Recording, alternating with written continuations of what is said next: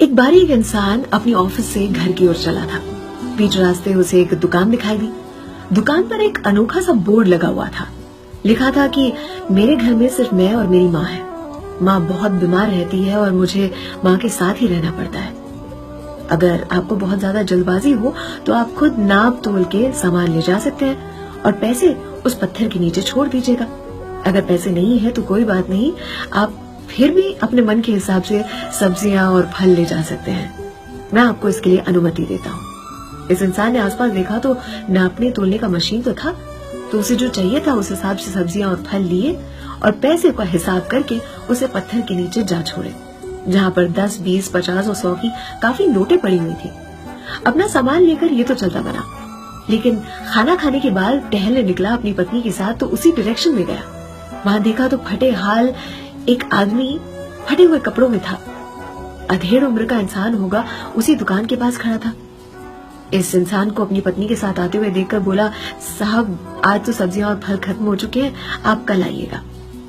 इस इंसान ने अपनी पत्नी के साथ मिलकर पूछा, इस बोर्ड के बारे में बताओ, क्या है कहानी।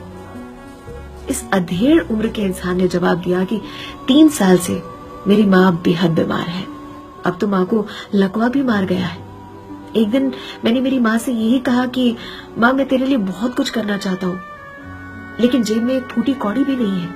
मेरी पत्नी भी चल बसी है तो माँ की देखभाल मुझे ही करनी पड़ती है।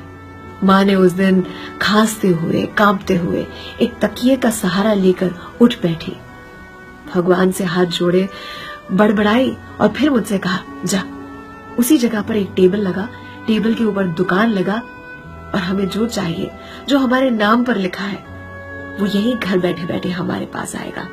मैंने कहा, माँ कैसी बहकी बहकी बातें कर रही, चोर उचक्कों का जमाना है।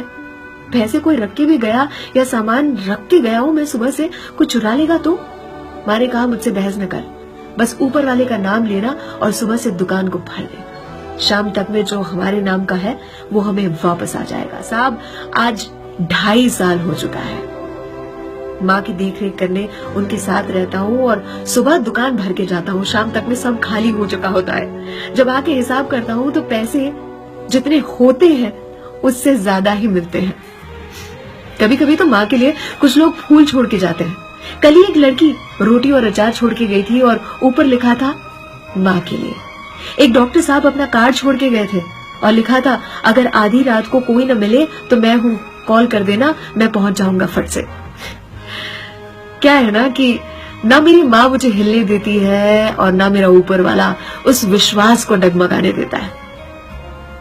माँ की सेवा करते ही ऊपर वाला मुझे सफलता की ओर पहुंचाने के लिए खुद अग्रसर हो चुका है। और वैसे भी कहते हैं ना, जैसे 94.3 माय एफएम कहता है, किसी भी सिचुएशन में, प्रेशराइजिंग सिचुएशन में जियो दिल से, हौसला न छोड़े। बहुत कुछ मिलता है जिंदगी में, बहुत कुछ मिलता है जिंदगी में, लेकिन हम गिनती उसी की करते हैं जो हासिल नहीं। अर्चना की ओर से सलाम, दुआ, वड़कम, प्रणाम, सत श्री अकाल। केम छो सारू छे? अहमदाबाद आखोई मारू छे। अर्चना की ओर से